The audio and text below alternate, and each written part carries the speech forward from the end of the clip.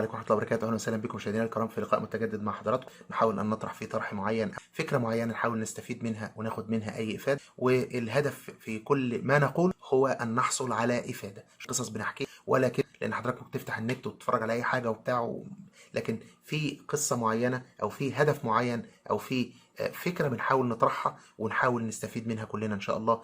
وندخل في القصة على طول عشان ما نضيعش وقت. كنت في حلقة قبل كده كلمتكم عن قصة صاحب الرغيف، حديث سيدنا أبو موسى الأشعري. في قصة رغيف تاني، بس ده طول ده كان مثلا رغيف بلدي وده رغيف فينو، فيعني عشان بس أنا أمزح يعني.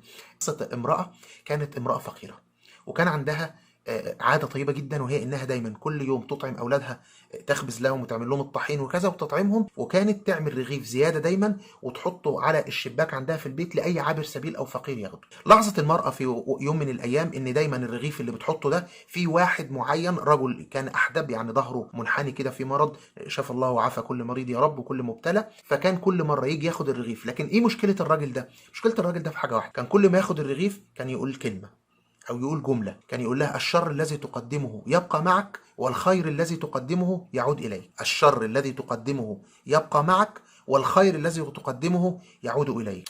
فالست هو يعني هو قصده ايه؟ هو بيتكلم عليه؟ هو بيلمح عليا بالكلام في ايه؟ هو زي ما بنقول احنا عندنا كده عمال ينقرز على ايه؟ عايز ايه ده؟ فكانت بتقول يلا مش مشكله، راجل مريض وراجل عنده يعني نوع معين من انواع التعب، والمشكله مش مشكله كبيره، او يلا بيجي ياخد الرغيف ويمشي وكلام من كل يوم الراجل يجي ياخد الرغيف. لحظه ان هو الراجل ده هو بس اللي بيجي يدخل على الشباك ياخد الرغيف ويقوم باصص لها ويقول لها نفس العباره: الشر الذي تقدمه يبقى معك، والخير الذي تقدمه يعود اليك. في مره الست زهقت كده وايه وقالت: هو ايه الراجل اللي كل شويه يقول لي الكلام ده؟ هو بينقرز عليا ليه؟ انت يعني شحات وعايز طالب عيش طري زي ما بيقولوا، ولا انت كمان مش عاجبك ولا ايه بتاع؟ فجاءها الشيطان. واحنا دايما في اللحظه اللي الانسان بيبقى فيها في ضيق او متضايق بيبقى الشيطان منه قريب. فهي طبعا كانت الست دي عندها قصه، لان ليها ابن خرج باحثا عن العمل وعن كذا وعن كذا، فانقطعت اخباره. كانت كل يوم وهي تخبز تدعو: يا رب الولد ده يرجع، يا رب الولد ده يجي، وتدعو وتبكي وكذا وكذا. كان نفسها جدا ان ابنها ده يرجع، وبتحاول باي طريقه انها تعرف عنه اي اخبار ومش عارفه. فالمهم جت في يوم من اليأس: يعني انا بدعو ابني ما بيجيش وبيحصل لي كذا، وكمان اللي بيجي بعمل معاه خير بيجي ينقرصني وبيجي يتكلم عليا. طب ايه الرأي بقى ان انا احط له في الخبز اللي هو بياكله ده سم عشان اخلص منه، عشان ما يجيش تاني وما يوجعش في دماغي. الشيطان لما بيجي لحد يعني ما تتخيلش الحدود اللي بيوصل فيها ايه. نسأل الله عز وجل ان هو يقينا وسوس الشيطان. فجاته فعلا وجابت سم وعملت الرغيف وحطته على الشباك واستنت الراجل يجي، وبعدين فجأة كده جلست: ايه ده؟ هو انا بعمل ايه؟ احنا كتير جدا بنعمل غلطات يا جماعه وحاجات، ونيجي نقول: ايه ده؟ هو انا عملت كده ازاي؟ انا لو الموضوع اتعاد 20,000 مره مش هعمل الغلطه دي تاني، ولا افكر بالطريقه دي ولا كده. وانت فاكر حضرتك اللي بنقرا عنه في الاخبار ان فجاه فقتلت زوجها بيتشاجر مع صاحبه فقتله، واقفين في طابور مش عارف ايه فعملوا حصل مش عارف ايه؟ كلها بتبقى الشيطان بينزغ، الشيطان بياتي. هو النبي صلى الله عليه وسلم لما قال: لا يشيرن احدكم الى اخيه بحديده، ليه؟ يقول لك لعل الشيطان ينزغ في يده.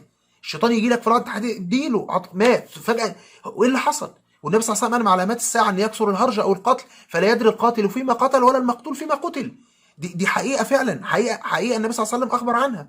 فالست فجاه كده: ايه اللي انا بعمله ده؟ انا هحط الراجل سم في الاكل؟ طب ما انا اقول له ما يجيش، طب ما انا بمنعه، طب ما انا ما اديلوش، انما سمه؟ يعني امر غريب جدا. فجريت جري وخدت الرغيف ومشيت ورمته، احرقته او رمته في الفرن عشان السم يروح، وبعد كده لحد ما اتحرق ورمته خالص عشان ما حدش ياكله بالغلط. وحطت رغيف تاني، جه الراجل خده وقال برضه نفس الكلمه اللي هي كل مره بتتضايق منها. في يوم الست قاعده وقاعده برضه زعلانه ومتضايقه، وفجاه لقت الباب بيخبط، وحد بيخبط تخبيط واحد يعني ما صدق وصل لحته بتفتح الباب، لقت مين؟ لقت ابنها. ايه ده؟ ابنها جه؟ اه ابنها عليه ثياب رثه، يعني ثياب متبهدله وشكله متبهدل وجاي من سفر كذا وكذا. تعالى يا حبيبي ادخل، الحمد لله انك رجعت لي، الحمد لله. لا يا امي، الحمد لله ان انا وصلت. انا الدنيا تجيبني وتوديني وتحطني، وطلع عليا مره قطاع طريق وسرقوا مالي وبقيت منقطع، وبقيت كل هدفي في الحياه ان ارجع واشوفك. ولما خلصت بقيت قريب قوي من البلد وخلاص بقى انقطعت بيا السبل وهموت، لقيت راجل احدب مسكين مريض غلبان شافني ملقى على الارض، قرب مني قال لي: مالك؟ قلت له: هموت من الجوع والعطش. طلع رغيف من معاه وقال لي: خد الرغيف ده، هو ده اللي انا باكله كل يوم، لكن واضح ان انت تعبان قوي اكتر مني ومحتاجه اكتر مني. خد الرغيف ده ويتقوى عليه. اخدت الرغيف دوت، وهو اللي خلاني اقدر ان انا امشي واجيلك لحد البيت واوصل لحد البيت هنا. قالت له بقالك قد ايه يا ابني؟ قال لها يعني الكلام ده من يوم او 2. اللي هو نفس الميعاد اللي هي كانت عملت فيه الرغيف المسموم اللي كانت هتديه للراجل الأحدب اللي عندها.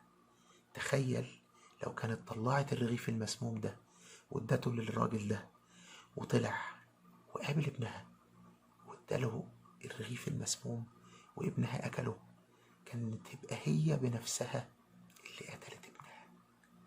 عرفت ان في حاجات كتيرة يا ريت ما نقولهاش وما نعملهاش، لأنها هتترد علينا. وفعلا صدق الأحدب لما قال الشر اللي بتعمله بيبقى عندك، والخير اللي بتعمله بيعود إليك. ربنا يلهمنا دايما الصواب ونعمل الخير ونبعد عن الشر. أسأل الله العظيم رب العرش الكريم أن يعلمنا ما ينفعنا وأن ينفعنا بما علمنا. أشوفكم على ألف خير. سلام الله عليكم ورحمته.